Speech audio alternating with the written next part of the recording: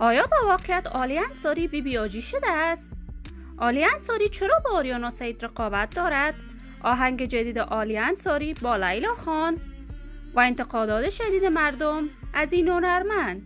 علی انصاری کجاست و مصروف چی کار باری است؟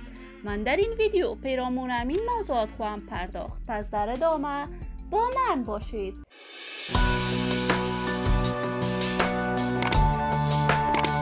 سلام، شما را خوش آمدید میگم به یکی دیگر از ویدیوهای جذاب کانال دنیا اینفو.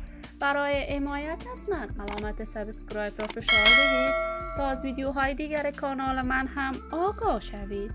علی انصاری هنرمند خوب، موفق و ناماشنای افغانستان که در مدت خیلی کوتاهی توانست به اوج هنر شهرت برسد. علی انصاری کارهای هنر آوازخوانی خود را از سن نوجوانی آغاز کرد، ولی با اجرای کنسرت در تلویزیون جهانی خورشید توانست نامش در میان مردم افغانستان مطرح شود. عالیه و برادرش تمیم ناله دو هنرمند خوب کشور هستند. علی انصاری در سن طفولیت با خانواده‌اش رخت سفر بست و به کشور جرمنی پناهنده شد. اما بعد از آن که علی انصاری ازدواج کرد، با همسرش به شهر لندن رفت و در آنجا زندگی می کند.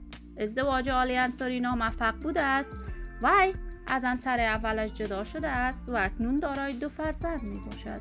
این روزها آهنگ جدید علی انصاری با لیلا خان هنرمند پاکستانی سر زبان ها شده است و رفتار جالب علی انصاری با این هنرمند پاکستانی مورد نقد شدید علاقمندان و طرفدارانش قرار گرفته است و بگومگوهای فراوانی وجود دارد که علی انصاری با آریانا سعید هنرمند ناماشنای افغانستان ملکه دلها رقابت هنری دارد. اما تاکنون علی انصاری درباره حقیقت این ماجرا در صفحات اجتماعیش برای علاقمندانش ابراز نظر نکرده است. ولی ما آرزوی موفقیت، سلامتی و کامیابی برای تمامی جوانان کشور خود داریم. دوستان نهایت عزیز، شما هم نظریاتتان را در بخش کامنت با من شریک بسازید. این ویدیو را با دوستداران علی انصاری به اشتراک بگذارید.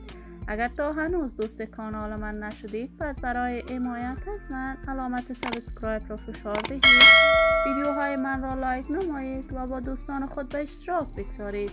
سلامتی شما عزیزان آرزوی من است. تا درودی دیگر، بدرود.